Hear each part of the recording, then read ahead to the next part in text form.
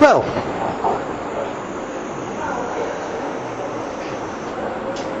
what a surprise. Okay, I wonder what you wrote down. That's quite good. Not a huge amount, a lot of you. So, tell me some things that you saw. I mean, you saw it, but did you know what you saw? What did you see? What did you see about life in the village?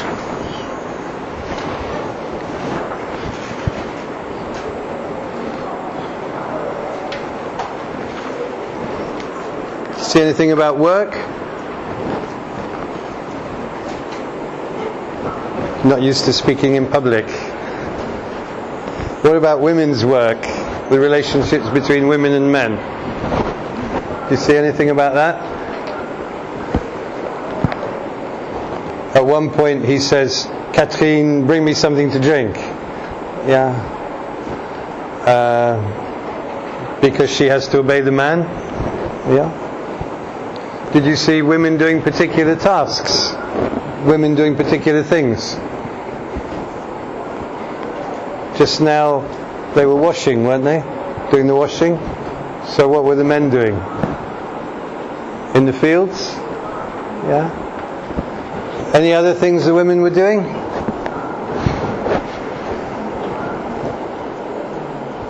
Yeah? Cooking? Yeah, they were doing cooking.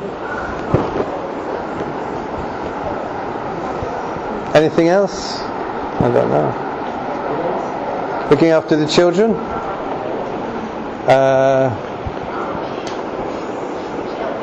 Yeah, what were the men doing then? Yeah. The women were also doing the stuff near to the house about farming as well. I'm sure that's very traditional, even in Chinese peasant society. Yeah. So the man engaged in work? In work? No, only Martin goes to be a soldier. He goes to be a soldier and then stays away and then comes back. Or is it really him? What about the marriage? What did you notice about the marriage? The marriage problems maybe solved by the church. Yeah, the marriage was celebrated by the priest, yeah, who we might notice was not wearing the clothes that a priest would wear later in society, because this is before the Catholic Church has really trained its priests properly with a new religious movement. So he kisses the bride in the bed, which is something a priest probably would not do later, because it would be regarded as impious. Yeah, did you have anything else? No. So he would be a soldier. Yeah, he wanted to be a soldier. Why?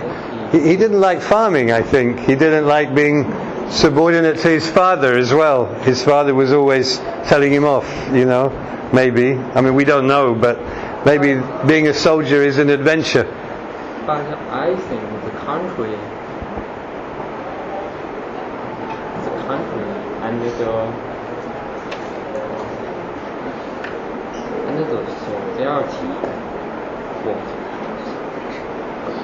Yeah. I mean,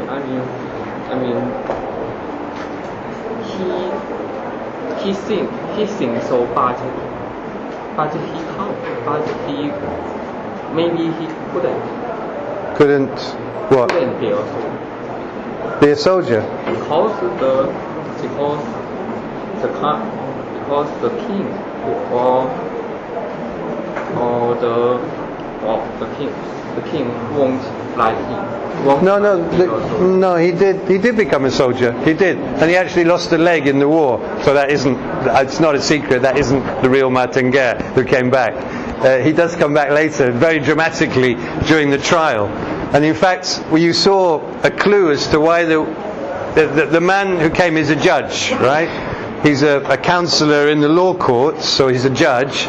And the way the legal system works is, I'm sure, very different from in China and very different from in England, though it's a French and Italian and Spanish legal system, where you collect all the evidence by writing it down, and then you don't have a trial with a jury or witnesses called to give verbal evidence usually. You write it all down, and then the judge looks at the written documents and makes a decision. So that's called the inquisitorial system, where you ask questions. You're inquisitive, you ask questions. And so the judge comes along to collect the evidence by interrogating her and so on to find out what happened. One of the things that's said is that when Martin Guerre went away, his father died and his mother died.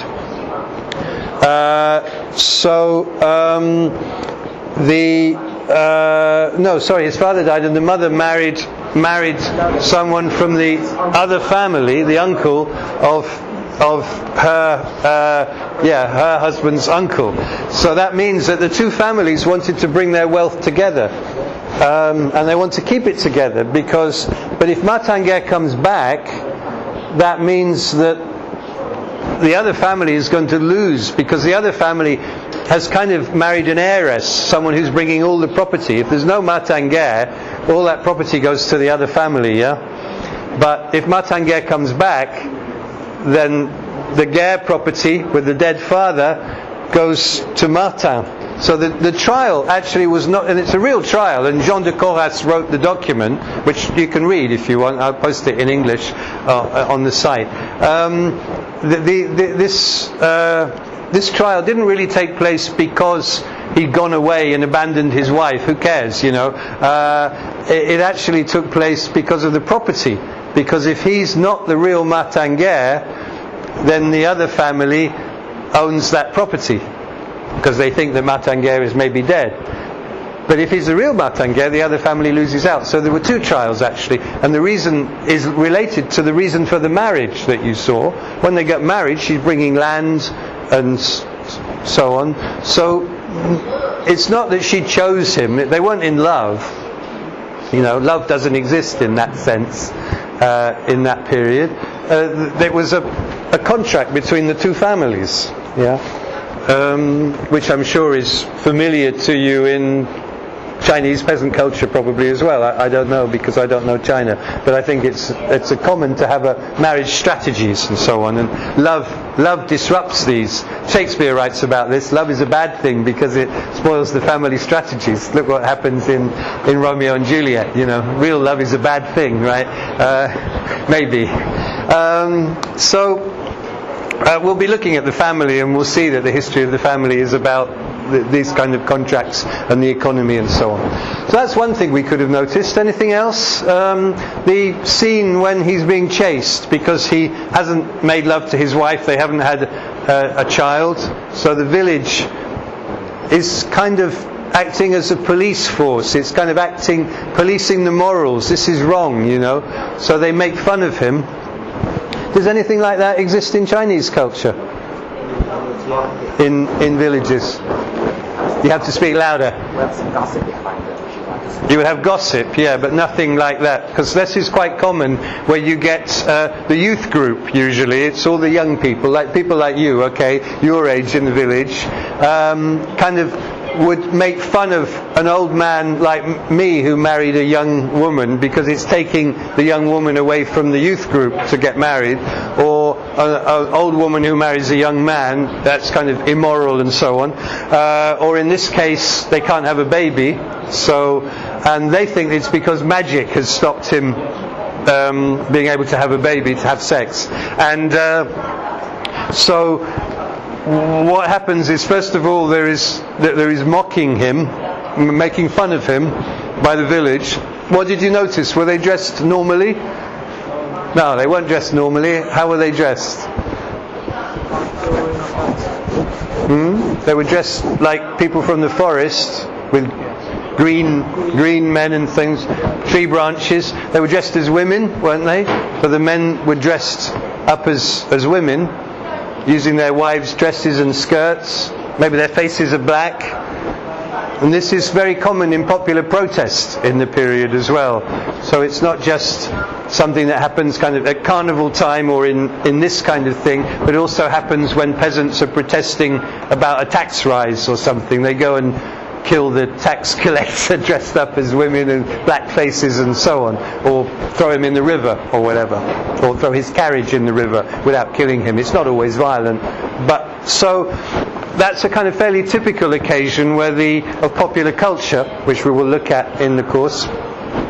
The sexual symbolism, of course, he's dressed as a bear, which is supposed to be a potent sexual symbol. Okay, there's a large bone, and there are two sacks as well, which obviously represent a phallus, and which they cut off so it's a joke because they're making fun of him because he doesn't have that, right? Effectively, and so actually the humour is based on turning the world upside down, because they dress him as the most potent animal with the largest equipment that you could have, and of course he doesn't. So the humour is based on the world turned upside down. And the world turned upside down is one of the themes of popular culture as well. We call it inversion, turning the world upside down. So that's another element of this which is typical of our course, or it's one of the themes of the course. Then what next happens, there is the exorcism, when there's a witch and the priest driving out the bad spirit with a bit of flagellation and and so on, which obviously worked because they had a child. So we can only recommend that to you in such circumstances, historically proven. So that's another element of popular culture about magic and superstition, which we will look at in this course. Though I think in another year when I come, or another time I come, I'd like to do a whole course on magic and superstition and popular culture in the early modern period, because that's really interesting. So that maybe is a subject for 10 or 12 lectures in the future years, because we've got 3 years. What have we learned? A strong division of labour between men and women, strong hierarchy between men and women. And these things are familiar to you, of course, because it would be harder to explain that to an American than to a Chinese person, probably, because the society is further away from a peasant society, and so although we see with Trump that these attitudes go on right through in some sections of American society. So this film is an excellent little cameo, a little picture of a village community. But the reason we know about it is this story written by the judge. Okay, but he doesn't tell us all about most of what you see. That's been recreated historically from other things we know about marriages, from historians working on marriage, popular culture, using records about this rough music, it's called. They're making bad, unmelodic music with pots and pans and so on. That happened actually in Istanbul when there was the referendum where the president presumably cheated with 2.5 million false votes, and then declared that he'd won, and everyone in the streets around me banged pots and pans for about 20 minutes. It was almost terrifying, in mockery of the complete lie of the result of the referendum. So that actually went through in Turkish culture to that kind of rough music that they did all over Istanbul, actually. So some of these traditions carry on, but mostly these traditions have died out in popular culture, and they're very hard for us to recreate or to understand again, and that's why it's interesting to do a whole course on that using the various techniques. So we might do that. Okay, so any other things you noticed that you'd like to say about, because I don't want to stop you speaking, I want to make you speak. No? Sorry? The dress symbol, like the headdress, the women's headdress, like the headdress for Mary and the headdress for David. Oh, that's true. Nobody's ever mentioned that. Yeah, the headdress, special headdresses, special ceremonial clothes and so on. She's wearing that. The priest isn't wearing things that a priest will wear later. And another thing you would see, a later division would be the priest is much more separate from the community and much more respectful of his mission as a priest. But there he's taking part in an exorcism, he's in the bedroom where they're going to consummate the marriage and so on, so he kisses the bride and these things. So the division, he's part of popular culture in the early period. The priest will not be part of popular culture 100 years later, because the church attacks popular culture thinking it's immoral and sinful and so on. So we see this village in time, and then 100 years later the priest would have been a critic of those values probably, or 150 years later anyway. So things are changing. It's not a static world. And in fact that leads me on to another point. I was talking about the economy and the hard times. The peasants are probably getting poorer until the 18th century, so the world is not static. They're having to adapt, having to change what they do to survive in their village. Maybe dig ponds to cultivate fish in some areas, or change the fact, maybe they'll move to growing wine to sell because they have to pay their taxes and they have to pay the Lord, sometimes in money and sometimes in services. So, they may make small changes, which is hard for the historian to notice unless you look at history in what we call the long term. So you would have to study a village or an area over 200 years to notice that these things had changed, because you wouldn't really notice if you just looked over 10 years.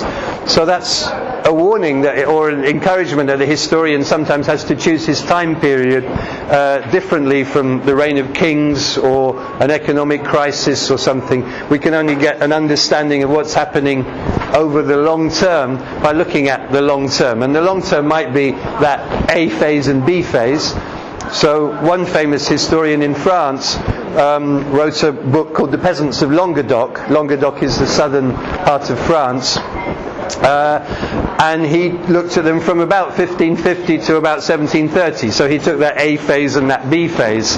Another famous historian who helped to invent what we call demography, looking at the family by looking at the records that tell you how many births, marriages and deaths, who marries who and so on in a village. This historian called Pierre Goubert studied the region of Beauvais, which is a commercial town near Paris, and the area around it. It's a textile town. And he looked at it from about 1660 to 1730, so he looked at it in the B phase.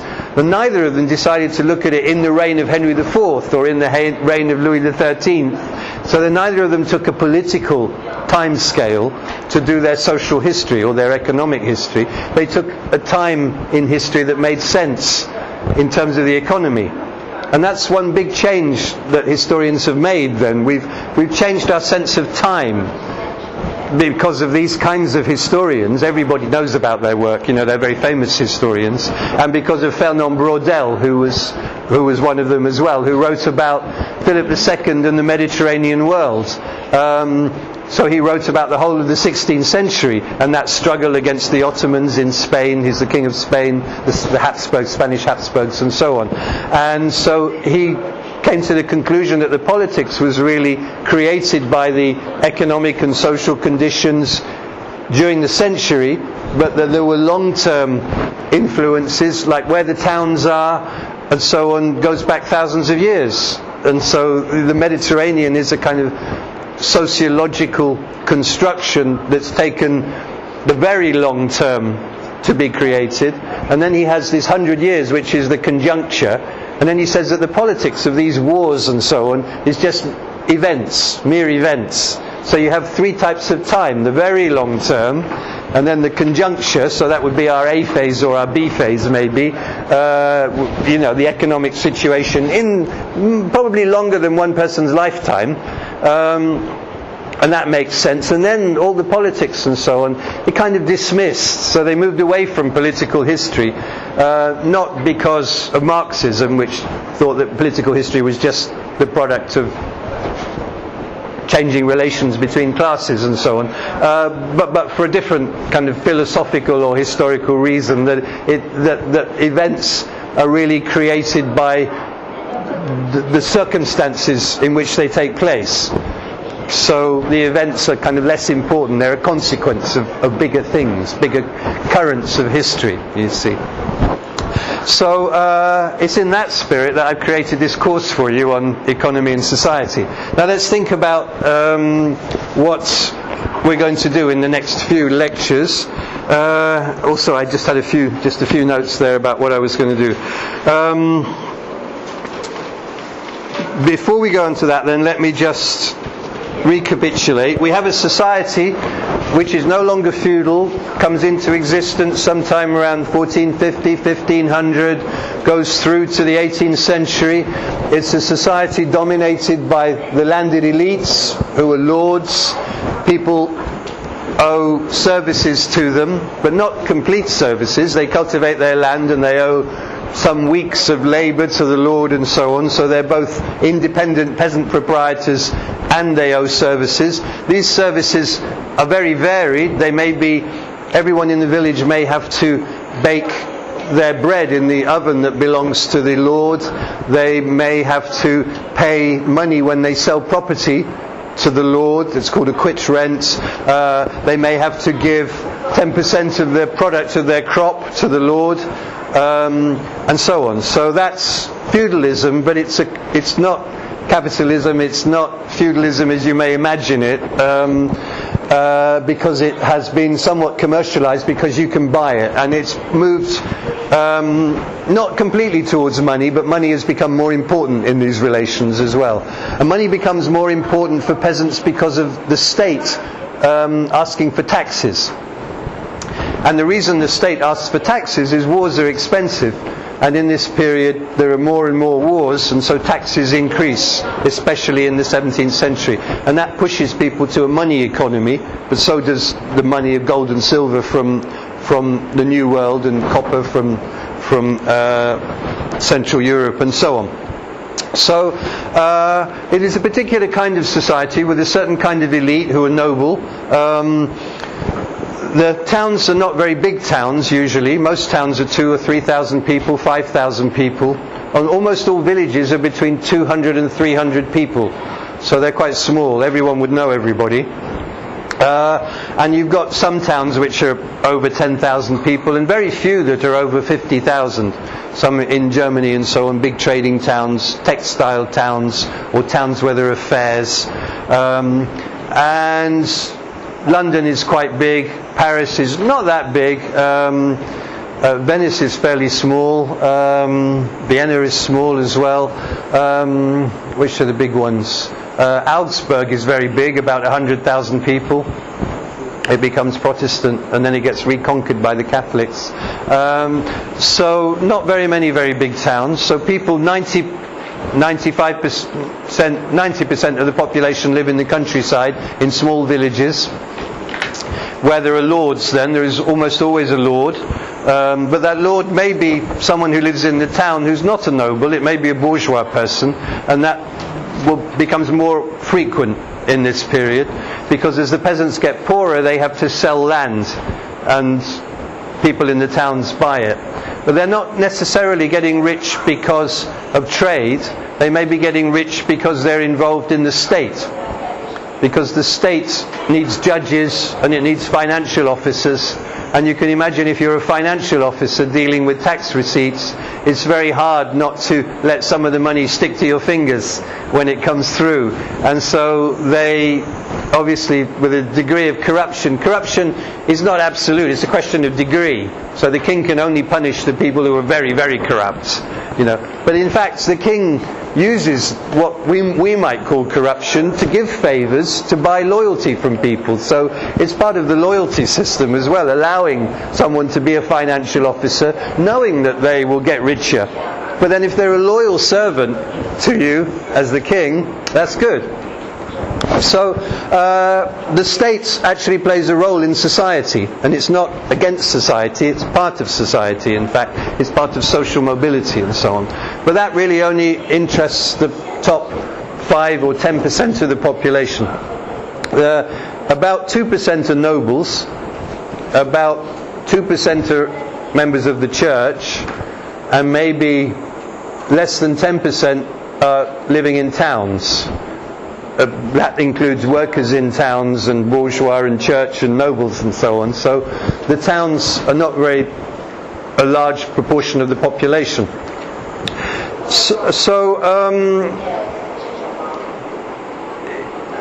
The people who are bourgeois, we have to define very carefully, and I'll talk about that in a lecture, because there are people who trade, who make money out of textiles and selling gold and making jewellery and making hats and become rich, selling coats to courtiers and so on.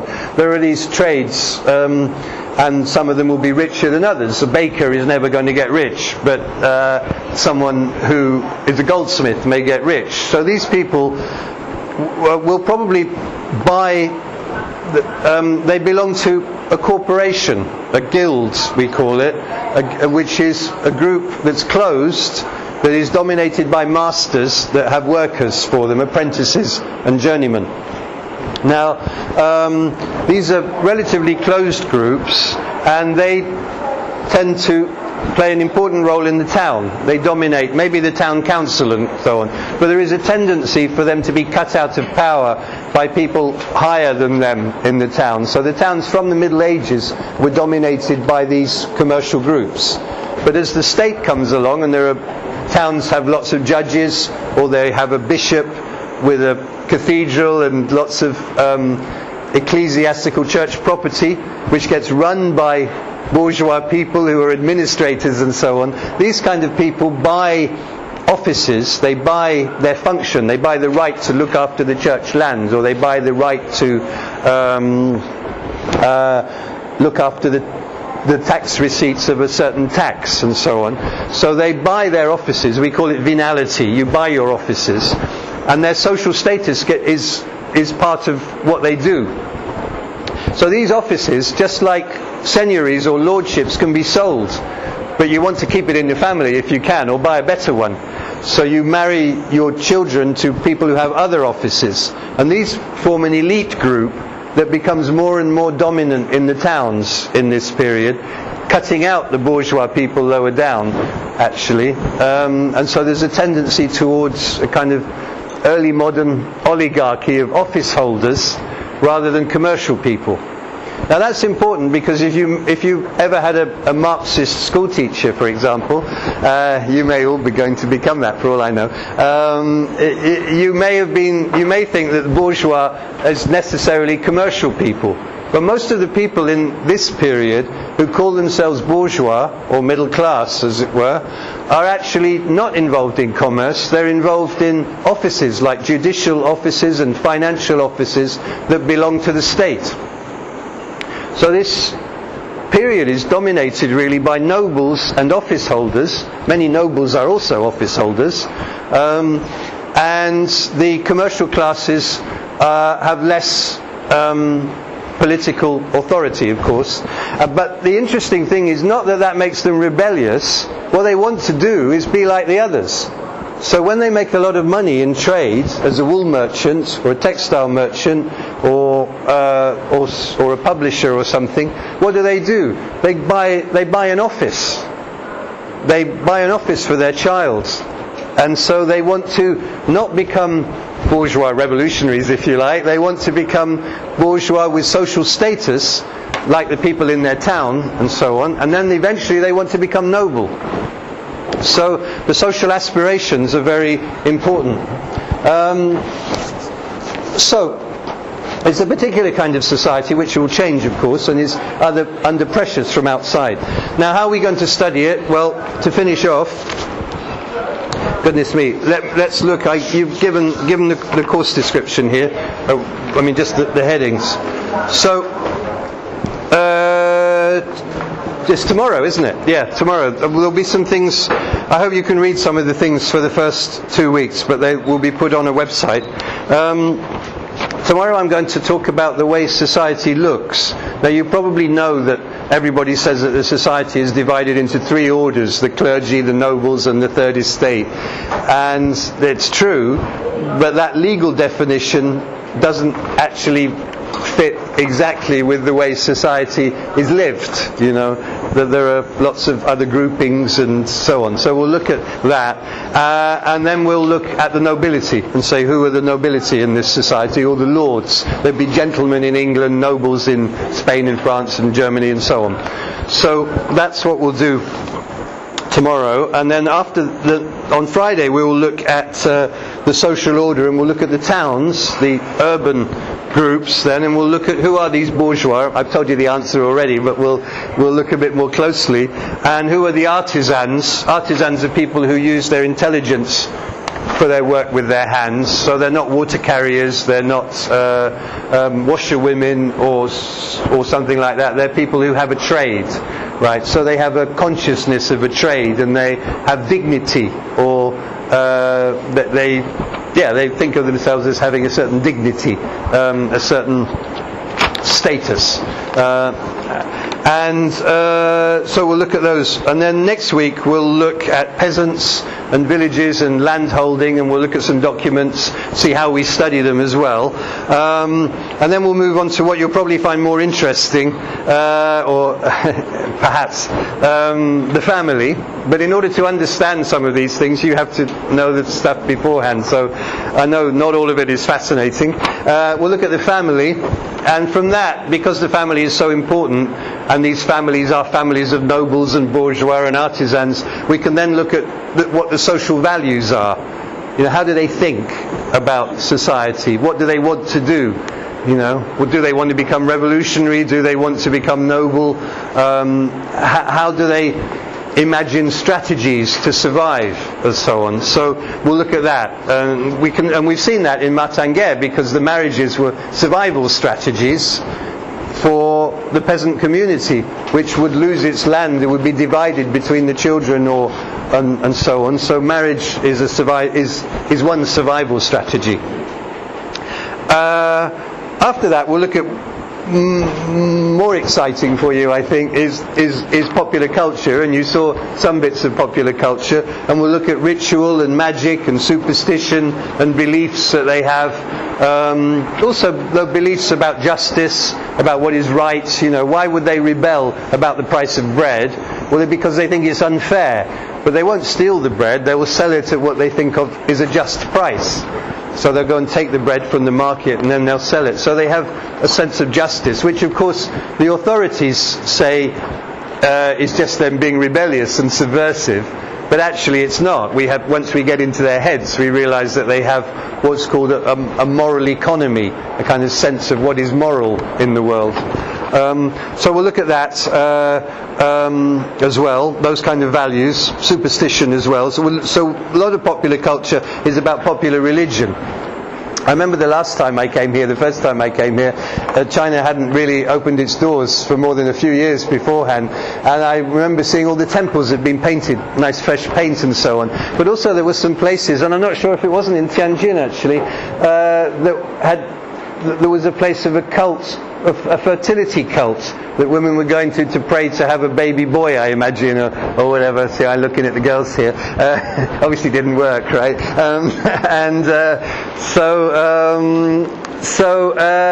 You can see that popular culture has an ability to reproduce itself and recreate, actually, with a deep folk memory and so on. So we'll look at popular culture and superstitions and so on. And then there's a very important session, which probably is more like what you would expect me to do, which will look at the the economy and the way the shift from the Mediterranean world to an Atlantic world with the slave trade and the import of treasure and sugar and spices from the West Indies, from the Caribbean, which of course kills the spice trade from China and the Silk Road and so on. Relatively, it doesn't extinguish it, but the whole centre of gravity of the European economy, which is the most dynamic element and the largest population. Do you know what the population of China is under the Ming Dynasty, for example? I mean, China is an elastic size, isn't it? But how many is it? Do you know? No. I mean, we'll find out for tomorrow. I want the answer, okay? Because I'm blocked from searching a lot of things because my computer won't do Google, and I haven't worked out how to do things yet. Let's think about what's the population of China in the 17th century. Anyway, so this population becomes increasingly dynamic with this trade. But what happens in that session, it's an important one, and there's quite a lot of reading for that one, I'm afraid, but it's very good reading. You'll really learn a lot about how the economy works, even today.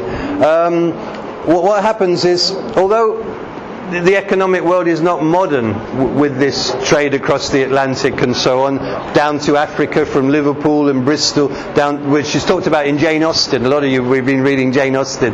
There's always the ship that might come in from the Atlantic that will make the captain rich or whatever, or restore the family fortunes. They go with stuff from England or Spain or whatever down to Africa, or with copper, because the Africans want copper, with slaves across to South America and the Caribbean and North America, much less, to the 18th century. And then they bring back sugar and spice and gold and so on. The gold decreases in the 17th century, along with the power of Spain as well.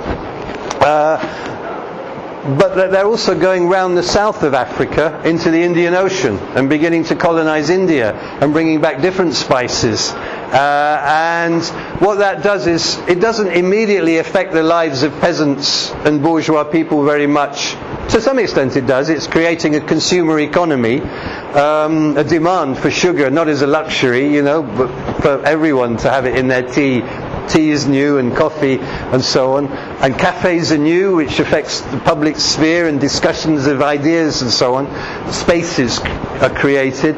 Villages begin to have a patisserie, a place making cakes, with sugar, not honey, and so on. So the world is being changed, but not like it will be in the 19th century. But one of the thoughts I'd like to leave you with is these trade routes.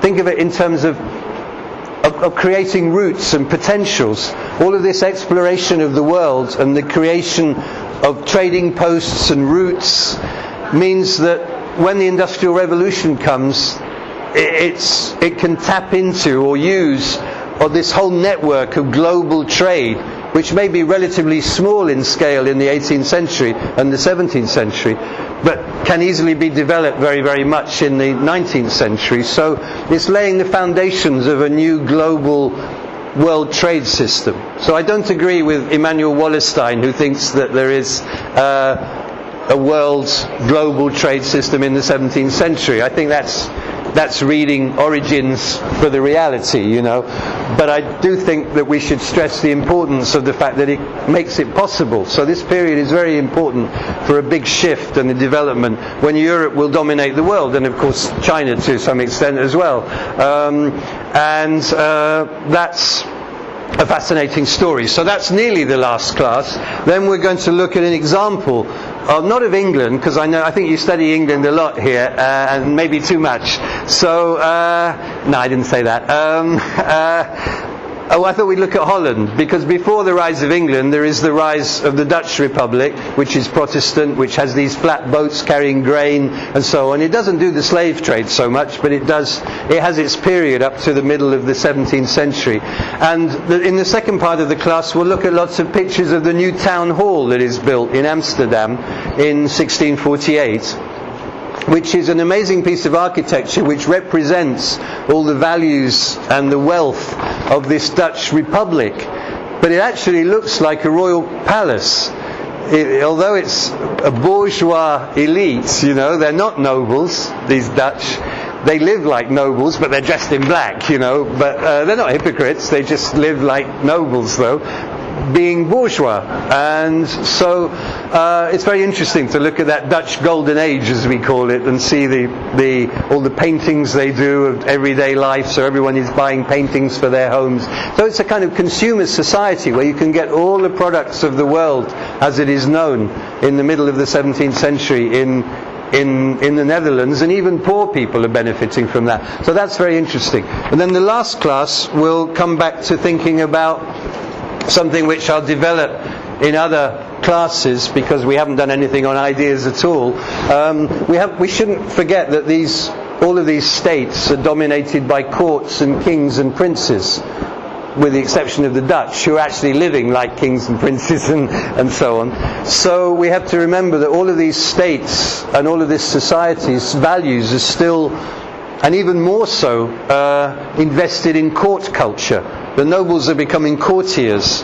They like the plays of Molière, and a lot of the literature you're reading is court literature. Even folk tales are being rewritten for courtiers to read by Perrault, who writes Tales of Mother Goose and so on. And so we need to end realizing that this whole period of economic and social history is dominated culturally by an elite of courtiers. But the court is actually it's not new, but the court is developing.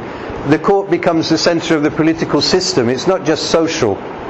The court is actually the place where all the patronage and clientage and administration works. And you can compare, of course, the emperor's courts in Peking to that, but there are no doubt important differences which I don't know about, so we can't say all courts are the same. But there's an interesting and new history of courts and so on, which I'm involved in as well, because I've looked at how power works in a court society. And so I thought we would end with that. So quite a lot of what I'll be teaching you is kind of new. Some of it's probably wrong, because make mistakes. I'm not a complete expert, but in some areas I think I know quite a lot that can help you understand things. So I put together a course that I hope you will enjoy. And if some bits are not as interesting as others, I'm sorry, but that's life, but there's a reason for them being there, even so. There will be some reading that you should do before each class, and I know you can use it as a test for how well you understand English and so on. I think you shouldn't try to read very slowly and in a very detailed way. I think you should just read it almost for pleasure, just read it, and if you don't understand, just move on, so that you get practice. Because in the 3 weeks, by the third week, it'll be a lot easier. I remember when I had to read French when I was 22 to start my doctorate. For the first 3 weeks, it was horrible, but I read French all the time. And then at the end of 3 weeks, I couldn't remember whether I'd read things in French or English, So your mind's I know you're doing other courses as well, but insofar as you can, focus on this, read some stuff, and it will get easier. Okay. And if it's too long, just read a bit of it. Obviously, sometimes I'm going to give you, there's a book by Pierre Guerre, which has a lot of stuff in 2 parts. You don't have to read all of it, just read lots of it's documents and things, but he has maybe a few pages at the beginning of a chapter which are useful. So don't read slavishly, read critically, or read for what you need, okay, to understand better. So read independently. Have you got any questions? So everything was perfectly clear. You understood everything. That's great. Thank you. That's wonderful. Or you're waiting to see if you understood tomorrow. So tomorrow we have a class at the same time, yeah? I'll try and make it a bit shorter because, this is a lot, isn't it? We'll do it 2 hours, yeah? Is that okay then? Yeah? It's at the same time, yeah. I think so, yeah? Is it later? 6. One of them is at 6 o'clock, isn't it? Yeah. Is it tomorrow? 4 o'clock, yeah. I've forgotten. Hang on. Ah. Oh yeah, it's the same time. Sorry. Is it? It's the same time, but not the Oh, yeah, it's next week. There's one at 6 o'clock. Yeah. This is the wrong one though. They changed it today. So. No. Okay, now someone will bring me because I still get lost. It's a very nice campus. It's huge. I like it, but when it's 35 degrees, I'm finding it difficult. Yeah. Okay. Well, you can go. Yeah.